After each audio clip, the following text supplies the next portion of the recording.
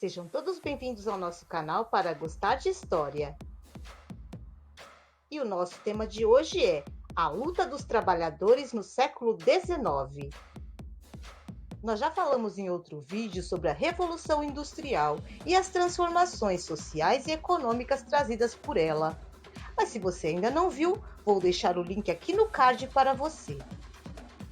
Nos primeiros momentos da Revolução, os trabalhadores eram extremamente explorados e a burguesia industrial ficava cada vez mais rica. Isso trouxe conflitos entre operários e burgueses, ainda no século XIX, e novas teorias que seriam alternativas ao sistema capitalista. Vamos ver agora alguns desses conflitos.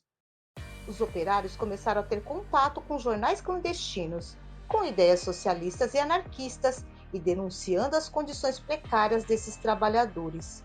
Como essas publicações eram proibidas, as tipografias onde eram produzidas eram destruídas e quem era flagrado escrevendo esses artigos ou distribuindo esses jornais eram despedidos e muitas vezes presos, e se fossem imigrantes, eram deportados.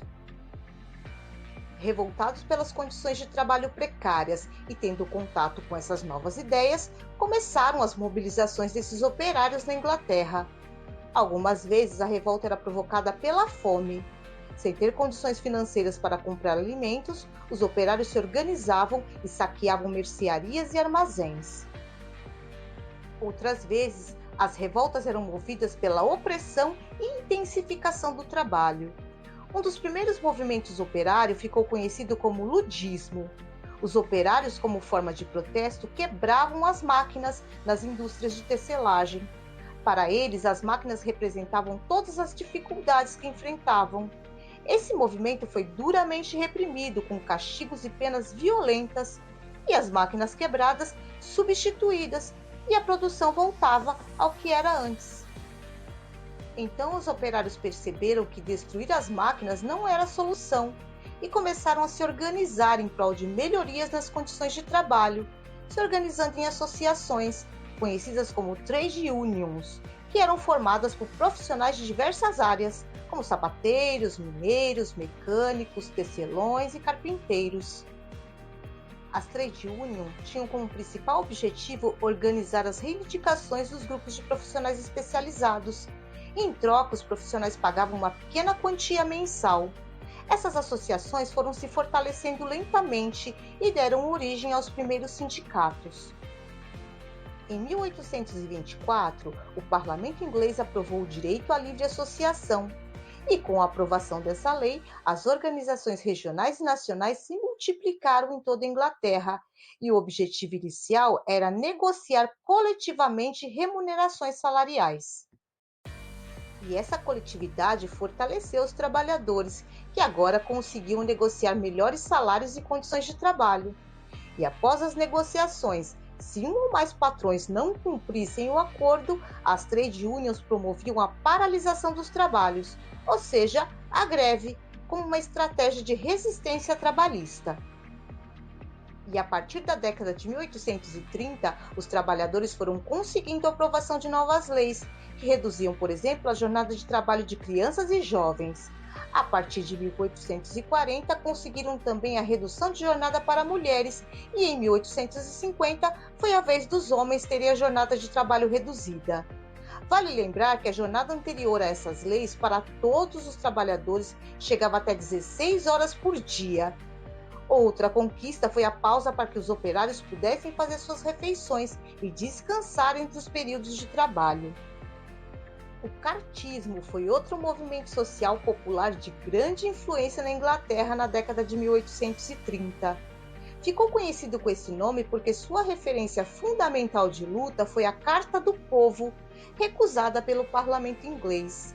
Nessa carta se pedia pelo voto secreto, o sufrágio masculino, a abolição do voto censitário para o parlamento e a participação de membros da classe operária no parlamento inglês.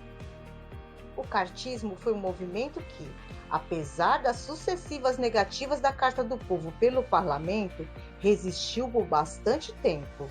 Mas com o surgimento das trade unions e de algumas das exigências do cartismo aceitas, o movimento foi se enfraquecendo até a sua desintegração. E lá no comecinho do vídeo, quando eu falei sobre os jornais clandestinos, eu falei sobre duas ideias que circulavam nesses jornais: o anarquismo e o socialismo. Vamos saber agora um pouco mais sobre elas. O anarquismo é uma palavra que significa sem governo e era uma corrente política do século XIX que, como o próprio nome já diz, defendia a ausência de governo ou autoridade. Os anarquistas defendiam que a propriedade privada era um roubo, uma vez que a propriedade era obtida por meio do trabalho alheio. Os anarquistas defendiam a liberdade e a igualdade de todas as pessoas, que deveriam viver em uma sociedade harmônica, sem existência de Estado e sem a propriedade privada dos meios de produção. Tudo deveria pertencer à coletividade, formada por pessoas livres, que produziriam o necessário para sua sobrevivência e de cada um de seus membros. Quanto ao socialismo, nós temos aqui no canal um vídeo inteirinho sobre ele, explicando as diferenças entre socialismo utópico e científico e muito mais coisas. Eu vou deixar o link aqui no card para você. E hoje nós vimos as lutas dos trabalhadores no século XIX, mas ainda tem muito assunto sobre essas lutas ao longo do tempo. E é claro, vamos falar sobre elas em nossos próximos encontros. Mas por hora ficamos por aqui. Não se esqueça de me contar o que achou desse vídeo e se gostou, deixe um like para fortalecer nosso trabalho e se inscreva no nosso canal para ficar por dentro de todas as novidades. E eu espero você nos nossos próximos encontros. Um grande beijo e até lá!